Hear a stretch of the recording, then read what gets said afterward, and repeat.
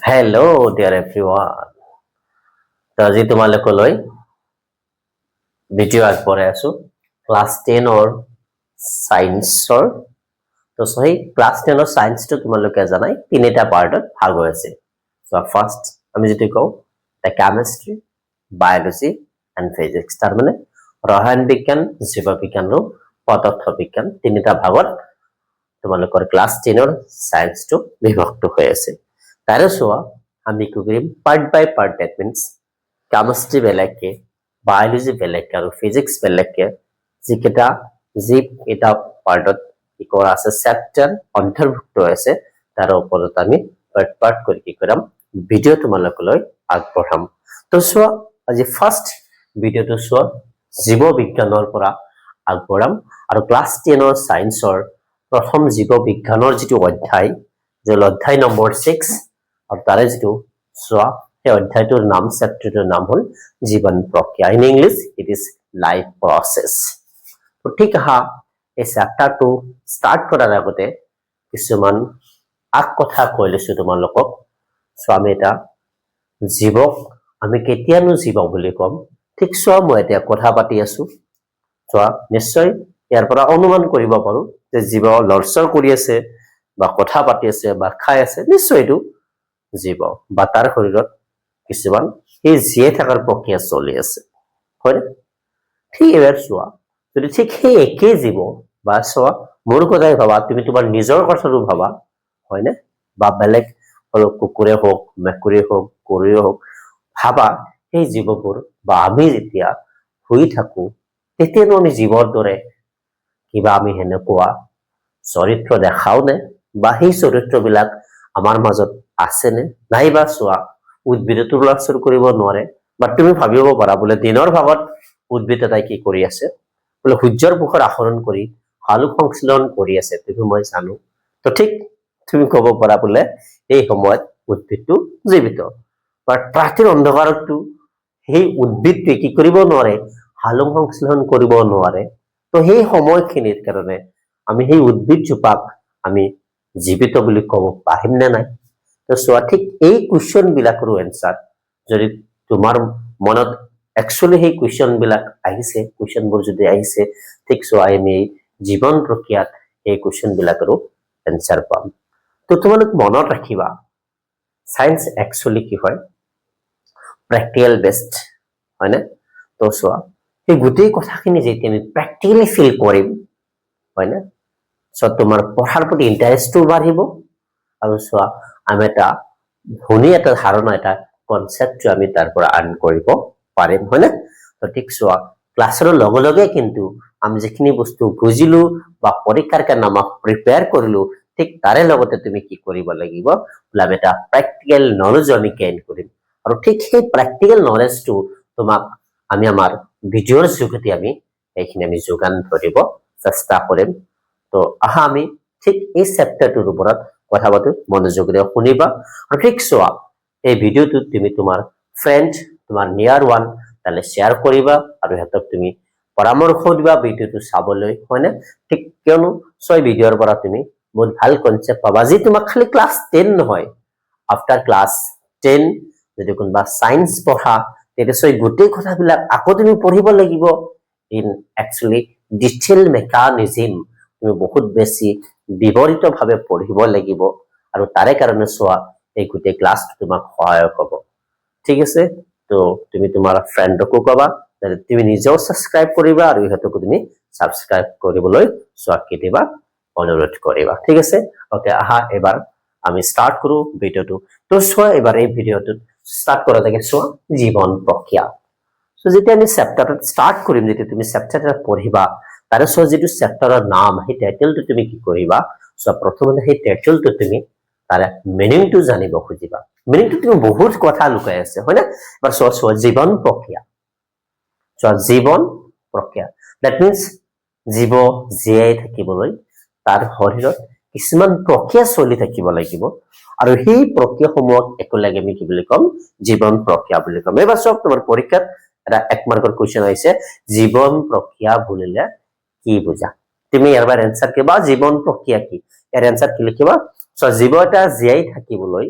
হৈছে তাৰ শৰীৰত যিবোৰ প্ৰক্ৰিয়া চলি থাকে এই সকলোবোৰ প্ৰক্ৰিয়াক একেলগে কি বুলি কোৱা হয় জীৱন প্ৰক্ৰিয়া বুলি কোৱা হয় আহাইবাৰ আমি জানো এই প্ৰক্ৰিয়াসমূহ কি আৰু এই তোমাক যে প্ৰথমতে মই চেপ্টাৰটো ষ্টাৰ্ট কৰাৰ আগতে কিছুমান কুৱেশ্যন কৰিছিলো তাৰে এনসাৰ তুমি ইয়াৰ লগতে কি কৰিবা বাই যাবা চোৱা আৰু প্ৰথম যদি ষ্টাৰ্ট কৰো চোৱা এবাৰ জীৱ জীয়াই থকাৰ কাৰণে আমি সবে জানো কি লাগে শক্তিৰ প্ৰয়োজন হয় না এবাৰে শক্তিটো আমি কৰ পৰা পাম আমি খাদ্য খাব লাগিব আৰু এই খাদ্যত পৰা আমি কি কৰিব পাৰো আমাৰ শৰীৰত আমি শক্তি উৎপন্ন কৰিব পাৰো মানে সঠিক সেই বাহিৰৰ পৰা বাহ্যিক পৰিবেশৰ পৰা আমি যে খাদ্য আহৰণ কৰি আমাৰ শৰীৰৰ ভিতৰত যে আমি শক্তি উৎপন্ন কৰি আছো এই গোটেই প্ৰক্ৰিয়াটোক কি বুলি কোৱা হয় পৰিপুষ্টি তাৰ মানে আমি যদি প্ৰথম ই পাই আছো হয় না ইয়াৰ ওপৰত যদি আমি প্ৰথম প্ৰক্ৰিয়া পাই আছো তাক আমি কি বুলি কম পৰিপুষ্টি তো সব পৰিপুষ্টি এবাৰ যদি তোমাক এটো মই ইংৰাজীত কও এটোক আমি ইংলিশ কি বুলি কও নিউট্ৰিশন that means আমি কি কৰি আছো বাহিৰৰ পৰা খাদ্য আহৰণ কৰি আমাৰ শৰীৰত যে আমি শক্তি উৎপন্ন কৰি আছো বা পুষ্টি লাভ কৰি আছো তাৰে যেটো প্ৰক্ৰিয়া এই প্ৰক্ৰিয়াটোক আমি কি বুলি কম পৰিপুষ্টি বুলি কম ইন ডিটেইল আমি ইয়াৰ বিষয়ে পঢ়িম সেই বিভিন্ন জীৱন প্ৰক্ৰিয়াসমূহ কি তাৰ ওপৰত তোমাক প্ৰথমে মই ধাৰণা দিলৈছো এবাৰ সাপোজ চোৱা খাদ্য আমি বাহিৰৰ পৰা আনো পুষ্টিৰ কাৰণে সেইখিনি আমাক কেনেকৈ পুষ্টি যোগাব সেইখিনি কেনেকৈ আমাক শক্তি প্ৰদান কৰিব বা সেইখিনি ব্যৱহাৰ কৰি আমি আমাৰ শৰীৰত কেনেকৈ শক্তি উৎপন্ন কৰিম তাৰ বিষয়ে তোমাক এবাৰ চোৱা ধাৰণা দিম বাচ্চা তাৰে পিছত চোৱা যেতিয়া পৰিপুষ্টি দেখেছে আমি খাদ্য আহৰণ কৰিলো এই খাদ্যখিনি কিন্তু জটিল উপাদান মানে তোমালোকে পাবা বাৰু ভৱিষ্যত যেতিয়া পঢ়িবা সায়েন্স পঢ়িলে বাৰু পাবা এটা চোৱা কি হয় জৈৱ বৃহদাণু আৰু এটা জৈৱ ক্ষুদ্ৰাণু তো জৈৱ বৃহদাণু সমূহ যিবিলাক খাদ্য আমি বাহিৰৰ পৰা চোৱা লৈ আছো এইবিলাক জৈৱ বৃহদাণু দ্যাট মিন্স এইবিলাকক কোৱা হয় বায়োমেক্ৰো মলিকুল তো চোৱা সেই জৈৱ বৃহদাণু সমূহক আমি কি কৰিব লাগিব শৰীৰাকৃতলৈ ৰূপান্তৰিত কৰিব লাগিব তেতিয়া সেইটো আমাৰ কলা কুশলৈ গতি কৰিব পাৰিব আৰু সঠিক সেই খাদ্যৰ জটিল উপাদানসমূহ আমি সৰল অৱস্থালৈ ভাঙা যেটো প্ৰক্ৰিয়া তাক আমি কি বুলি কম পাচন বুলি কম আৰু ইংৰাজীতে আমি কি বুলি কম ডাইজেশন তো তুমি মনত ৰাখিবা পাচন মানে কি যে প্ৰক্ৰিয়াৰ সহায়ত আমি খাদ্যৰ জটিল উপাদানসমূহ সৰল অৱস্থালৈ ৰূপান্তৰ কৰিব পাৰি সেই প্ৰক্ৰিয়াটোক কি বুলি কোৱা হয় পাচন বুলি কোৱা হয় ইংৰাজীত আমি ডাইজেশন বুলি কওঁ that means breakdown of larger food material into smaller particle origin হোক আমি অসমীয়াত চেপ্টাৰ 2 পঢ়ি আছো গোটেই কথাখিনি অসমীয়াতে চাম নেক্সট এবাৰ চোৱা খাদ্য আমি কি কৰিলো পাচন কৰিলো মানে পাচন কৰাৰ পিছত খাদ্যটো চোৱা এবাৰ কোড আছে বলে আমাৰ সম্পূৰ্ণ পাচন কোড হয় ক্ষুদ্ৰান্তত হয় অলপ পিছতে তুমি জানিবা সো সম্পূৰ্ণ পাচন হোৱাৰ পিছত ক্ষুদ্ৰান্তৰ পৰা খাদ্যসমূহ চোৱা ৰক্তনলিকাৰ সহায়ত ৰক্তৰ জৰিয়তে বা তেজৰ জৰিয়তে আমাৰ কলা কুশলৈ গতি কৰে আৰু যাক আমি কি বুলি কওঁ চোৱা অৱশোষণ বুলি কম তো এবাৰ আমি কি হ'ব পাচনৰ পিছত আমি খাদ্যখিনি কি কৰিম অৱশোষণ কৰিম ঠিক আছে তো অৱশোষণ তো চোৱা অৱশোষণক আমি ইংৰাজীত কওঁ এবজৰ্পচন হল তো অৱশোষণ মানে কি যে প্ৰক্ৰিয়াৰ সহায়ত আমাৰ পাচিত খাদ্যসমূহ ৰক্তনলিকাৰ জৰিয়তে হয় শৰীৰৰ বিভিন্ন কলা কুশলৈ গতি কৰে ক্ষুদ্ৰান্তৰ পৰা এই প্ৰক্ৰিয়াটোক আমি কি বুলি কম অৱশোষণ কম সো অৱশোষণ কৰিলো এবাৰ অৱশোষণ কৰাৰ পিছত তুমি নিজেই ভাবা তোমাৰ মন শৰীৰৰ খাদ্যটো এবাৰ কোড আছে বলে ডেফিনেটলি তুমি বুজি পাইছা তোমাৰ কলা তোমাৰ কুশল আছে হয়নে এবাৰ এই খাদ্যটো আমি কি কৰিব লাগিব চোৱা তাক আমি এই সৰলাকৃত অৱস্থাৰ সেই খাদ্যটো আমি কি কৰিব লাগিব তাৰপৰা আমি শক্তি উৎপন্ন কৰিবলৈ লাগিব দ্যাট মিন্স এই খাদ্যটোক আমি ভাঙিলেহে তাৰ ভিতৰত যিবিলাক ৰাসায়নিক বান্ধনী আছে এই বান্ধনী ভাঙিলেহে তাৰ পৰা কি হ'ব এই শক্তিবিলাক উৎপন্ন হ'ব বা শক্তিবিলাক তাৰ পৰা ওলাই আহিব তো তাৰে কাৰণে এবাৰ আমি কি কৰিব লাগিব তো তুমি জানাই আমাৰ শৰীৰৰ কলাকুশত খাদ্য বস্তু যে ভাঙি শক্তি উৎপন্ন হয় তাৰ কাৰণে আমাক কি লাগে ডেফিনেটলি তুমি জানা কি লাগে কোৱা অক্সিজেন লাগে হয় না এবাৰ অক্সিজেন কাৰ্ড আমি কোনটো প্ৰক্ৰিয়াৰ দ্বাৰা লম সো এইটো অলপ এই তিনিটাত অলপ বেলেগ আমি কথাত গলো তো সেইটো কোৱা হয় শ্বাস প্ৰশ্বাস এই যেটো প্ৰক্ৰিয়া তাক কোৱা হয় শ্বাস প্ৰশ্বাস আৰু শ্বাস প্ৰশ্বাস আমি ইংৰাজীতে কি বুলি কওঁ ব্ৰিথিং বুলি কওঁ কি বুলি কওঁ ব্ৰিথিং এবাৰ চোৱা এই শ্বাস প্ৰশ্বাস মানেনো কি শ্বাস মানে হল চোৱা অক্সিজেন গ্ৰহণ কৰা দ্যাট মিন্স আমি বাহিৰৰ পৰা যে বায়ু বা অক্সিজেন যে গ্ৰহণ কৰি আছো এই প্ৰক্ৰিয়াটো হল শ্বাস আৰু যে প্ৰক্ৰিয়াৰ হয় আমি আমাৰ শৰীৰৰ পৰা চোৱা ক্ষতিকাৰক কাৰ্বন ডাই অক্সাইড আমি বাহিৰলৈ উলিয়াই দি আছো এই প্ৰক্ৰিয়াটো কি বুলি কয় প্ৰশ্বাস বুলি কোৱা হয় আৰু ইংৰাজীত দুটা একেলগে কি বুলি কোৱা হয় ব্ৰিথিং বুলি কোৱা হয় হল এবাৰ আমি অক্সিজেন ললো এবাৰ অক্সিজেন সোৱা ললো বা তাৰে আগতে তুমি মই কলা কুকটি থৈ দিছো বোলা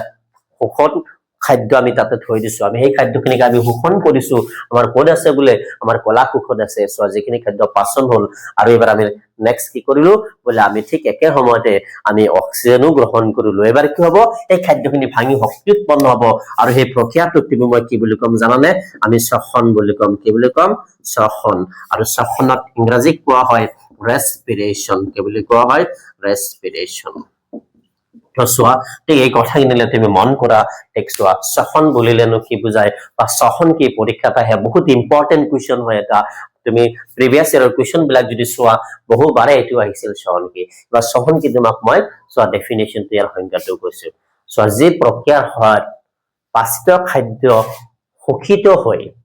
শক্তি উৎপন্ন হয় যে প্ৰক্ৰিয়াৰ সহায়ত পাচিত খাদ্য শোষিত হৈ হৈছে শক্তিৰ উৎপন্ন হয় এই প্ৰক্ৰিয়া কি বুলি কোৱা হয় শ্বসন বুলি কোৱা হয় হৈছে আৰু এই শ্বসন তোমালোকে জানা অক্সিজেনৰ উপস্থিতিটো হ'ব পাৰে অক্সিজেনৰ অনুপস্থিতিটো হ'ব পাৰে সেই প্ৰক্ৰিয়াসমূহ কেনেকুৱা যে আমি শ্বসনৰ বিষয়ে ইন ডিটেইল বিৱৰিতভাৱে বৰ্ণনা কৰিম তোমালে তেতিয়া তুমি ডেফিনেটলি এই কথাখিনিও গম পাবা এবাৰ সোৱা শ্বসন হৈ গল খাদ্য বস্তুৰ পৰা আমি শক্তি উৎপন্ন কৰিলো সো সেই প্ৰক্ৰিয়াত কি হ'ব পাৰে কিছুমান অলাগতিয়াল পদাৰ্থৰো কিন্তু উৎপন্ন হ'ব পাৰে আৰু এই অলাগতিয়াল পদাৰ্থ আমি শৰীৰৰ পৰা কি কৰিব লাগিব বাহিৰত উলাই দিব লাগিব আৰু সেই শৰীৰৰ পৰা বাহিৰত উলাই দিয়া যেটো প্ৰক্ৰিয়া তাক আমি কি বুলি কও ডেফিনেটলি তুমি জানা নিশ্চয় এটো আমি কি বুলি কও ৰেশন আৰু ইংৰাজীত ইয়াক কোৱা হয় এক্সক্ৰিশন তো সো এই টাৰ্ম বিলাক যদি তুমি জানা চ্যাপ্টাৰটো কিন্তু তোমাৰ কাৰণে বহুত বেছি ইজি হৈ যাব সো এইবিলাক এটা কি হয় জীৱন প্ৰক্ৰিয়া লাইফ প্ৰসেস ইয়াৰ উপৰিও আৰু আছে তোমালোকলৈ আৰু মই কথা পাতি আছো তাৰে লগতে বাৰু কথা পাতিম সো এইখিনি সো মেজৰ বুলি আমি ক'ব পাৰো হয় না এবাৰ 6 সো ইয়াৰ লগতে সো জীৱই সো আহৰণ কৰিবলৈ দ্যাট মিন্স সো পুষ্টি আহৰণ কৰিবলৈ কি কৰিব লাগিব লৰচৰু কৰিব লাগিব হয়নে লৰচৰু কৰিব লাগিব সো এটো ঠিক উদ্ভিদৰ ক্ষেত্ৰত কিন্তু কথাটো বেলেগ জীৱসমূহ যেনেকৈ সো আমি অনুজীৱৰ কথা কওঁ হয়নে বেলেগ আন জীৱ যেনেকৈ আমি কওঁ পৰভোগী জীৱসমূহৰ কথা ওই জীৱসমূহ কিন্তু লৰচৰ কৰিব লাগিব তো সো ঠিক এতিয়া যদি কওঁ আন এটা ইতি সো আমি কওঁ চলন আৰু গমন ঠিক সোৱা চলন আৰু গমন আমি যদি ইংৰাজীত কওঁ হ'ব locomotion and movement locomotion and movement ঠিক সোৱা এটো কিন্তু এটা জীৱন প্ৰক্ৰিয়া জীৱ জীয়াই থাকিবলৈ কিন্তু তাক এটো লাগে হয় না ঠিক সোৱা ইয়াৰ লগতে আৰু কিছুমান আমি জীৱন প্ৰক্ৰিয়া পাম বোলে কেনেকুৱা বোলে কনসিয়াসনেস আমি কি পাম কনসিয়াসনেস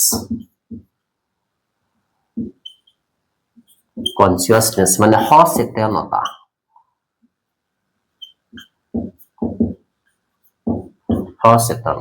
হয়নে তো তাৰ মানে সোৱা এই কনসিয়াসনেস মানে কি আমাৰ চাৰিওফালে কি হৈ আছে তাক আমি কি কৰা সোৱা তাৰে আমি বাৰ্তা সংগ্ৰহ কৰা যেটো সোৱা আমাৰ ক্ষমতা এই তাক আমি কি বলবো এই ক্ষমতাটোক আমি কি বুলি কওঁ কনসিয়াসনেস নাইবা সচেতনতা হয় না কিন্তু আমি মানুহবিলাক কিন্তু তাক অলপ বেলেগ সোৱাতকে আৰু অলপ এডভান্স সোৱা আৰু অলপ উন্নত ধৰণে কেনেকুৱা আমি আমাৰ কেনেকুৱা আছে বোলে সোৱা সচেতনতা আছে দ্যাট মিন্স আমি সেলফ কনসিয়াস আমি নিজে ক'ব পাৰো আৰু তাৰে লগতে তাক আমি ৰেসপন্স কৰিব পাৰো হয় না বোলে সোৱা শব্দ আহি আছে কেনেকুৱা বোলে মোক কোনবা নামকাৰী মাতি আছে তেতিয়া ডেফিনেটলি মই কিন্তু হেফালে কি কৰিম গতি কৰিব মানে আমি ৰেসপন্স কৰিব পাৰো হয় না ঠিক এই সোৱা এইবোৰ হল এটা জীৱন প্ৰক্ৰিয়া ঠিক এই জীৱন প্ৰক্ৰিয়াসমূহ সোৱা যত চলি আছে তাকে আমি জীৱ বুলি কম যদি জীৱন প্ৰক্ৰিয়াসমূহ চলা নাই তাক কিন্তু আমি সোৱা জীৱ বুলি ক'ব নোৱাৰো ঠিক সোৱা এই গুটেই জীৱন প্ৰক্ৰিয়া চলি থাকে আমাৰ শৰীৰৰ ভিতৰত কিছুমান সোৱা ৰাসায়নিক বিক্ৰিয়া কিন্তু সংগঠিত হয় আৰু এই ৰাসায়নিক বিক্ৰিয়া দুই ধৰণৰ হ'ব পাৰে সোৱা এটা বিক্ৰিয়া সোৱা ভাঙন প্ৰক্ৰিয়া হ'ব পাৰে আন এটা বিক্ৰিয়া চোৱা কি হ'ব পাৰে চোৱা তৈয়াৰ হোৱা বিক্ৰিয়া হ'ব পাৰে আৰু সেই দুটা বিক্ৰিয়াক চোৱা একেলগে চোৱা কি বুলি কোৱা হয় মেটাবলিজম বুলি কোৱা কি বুলি কোৱা হয় মেটাবলিজম আৰু মেটাবলিজমক যদি আমি অসমীয়াত কওঁ এটো কোৱা হয় বিপাকীয় কাৰ্য কি বুলি কোৱা হয় বিপাকীয় কাৰ্য তো তোমালোক মনত ৰাখিবা বিপাকীয় কাৰ্য মানে কি মানে আমাৰ শৰীৰত সংগঠিত হোৱা সকলো ধৰণৰ ৰাসায়নিক বিক্ৰিয়াক একেলগে কি বুলি কোৱা হয় বিপাকীয় কাৰ্য বুলি কোৱা হয় আৰু এই দুই ধৰণৰ হয় যেনেকৈ আমাৰ শৰীৰত কি আছে গ্লুকোজ ভাঙি শক্তিৰ উৎপন্ন হৈ আছে তো ভাঙন প্ৰক্ৰিয়া তাতে এটা ৰাসায়নিক বিক্ৰিয়া হৈছে গতিকে বিপাকীয় কাৰ্য নাইবা আমি ক'ব পাৰো আমাৰ শৰীৰত এমিনো এসিড সমূহ যোগ হৈ প্ৰটিনৰ উৎপত্তি হৈ আছে হয়নে না এমিনো এসিড লাগি প্ৰটিন হয় তুমি জানাই তো এই প্ৰক্ৰিয়াটো কেনেকুৱা বোলে প্ৰটিন তৈয়াৰ হৈ আছে প্ৰটিন উৎপন্ন হৈ আছে তাতে কিন্তু এটা ৰাসায়নিক বিক্ৰিয়া হৈছে আৰু সেই কাৰণে এই বিক্ৰিয়াটোক আমি কি বুলি কম মেটাবলিজম বা বিপাকীয় কাৰ্য বুলি কম নিশ্চয় দুটাক একেলগে কিন্তু ক'ব লাগিব যদি আমি একটাৰ কথা কওঁ তেতিয়া ভাঙন প্ৰক্ৰিয়া কেটাবলিজম হৈ যাব যদি তৈয়াৰ হোৱাৰ কথা কওঁ এটা প্ৰক্ৰিয়া কওঁ তেতিয়া এনাবলিজম তাৰ মানে তৈয়াৰ হোৱা প্ৰক্ৰিয়া আৰু দুটাক যেতিয়া আমি একেলগে কম তেতিয়া আমাৰ কি হ'ব চোৱা মেটাবলিজম বা বিপাকীয় কাৰ্য হ'ব এই চোৱা এই গোটেই চোৱা এটা চৰিত্ৰ বা এটা লাইফ প্ৰসেস এটা জীৱন প্ৰক্ৰিয়া হয় এইবোৰ চোৱা জীৱ জীয়াই থকাৰ কাৰণে চোৱা এইবিলাক এটা প্ৰয়োজনীয় প্ৰক্ৰিয়া এই প্ৰক্ৰিয়াৰ জীৱৰ যোগেদি জীৱৰ শৰীৰত চোৱা বিভিন্ন কাৰ্য চলি থাকে আৰু যত জীৱই নিজৰ বৃত্তি বিকাশৰ লগতে চোৱা কি কৰিব পাৰে কোষ বিভাজন আৰু অন্যান্য চোৱা কাৰ্য বা চোৱা কি কৰিব পাৰে কাম কৰি থাকিব পাৰে তো মই নিশ্চয় আগৰিম তোমালোক কি কৰি লৈছা চোৱা এটা পেন আৰু এটা পেজ লৈ লোৱা এটা কপি লৈ লোৱা এই গোটেই চোৱা ইম্পৰ্টেন্ট টাৰ্ম হয়না এটা চোৱা সেই ইম্পৰ্টেন্ট শব্দবোৰ তোমালোকে লিখি লোৱা আৰু নিজে নিজে এইবাৰে কি কৰিবা সংজ্ঞা দিব বিচাৰিবা সংজ্ঞা লিখিব বিচাৰিবা চোৱা তোমালোক পাৰানে নাই হয়না এসো মইতো কৈয়ে গৈছো যদি তুমি নোৱাৰা তেতিয়া চোৱা ভিডিওটো আকৌ তুমি কি কৰিবা চোৱা অলপ বেক কৰি চোৱা এই ভিডিওখিনি চাবা বলে সাৰে কোনটোৰ ডেফিনিশন কেনেকুৱাকৈ কৈছিল তোমাৰ লগত হৈছিল নাই তুমি বুজি পাইছা না নাই ওকে দেন আমি নেক্সট পাৰ্টত যাও ভিডিওটোত তো নেক্সট পাৰ্ট সোয়াই গুটেইখিনি মুছি দিছো মই এবাৰ সপোজ যাম প্ৰথম এটা পঢ়া পঢ়িম বলে এবাৰ ফাৰ্স্ট আমি পৰিপুষ্টিৰ বিষয়ে পঢ়িম এবাৰ পৰিপুষ্টিনো কি তোমাক কৈছে তাৰ মানে যি প্ৰক্ৰিয়াৰ সহায়ত আমি সোয়া খাদ্য বস্তু আহৰণ কৰি শৰীৰত পুষ্টি লাভ কৰো নাইবা তুমি ক'ব পাৰা শৰীৰত আমি শক্তি উৎপন্ন কৰো সো সেই প্ৰক্ৰিয়াটোক আমি কি বুলি কওঁ পৰিপুষ্টি বুলি কওঁ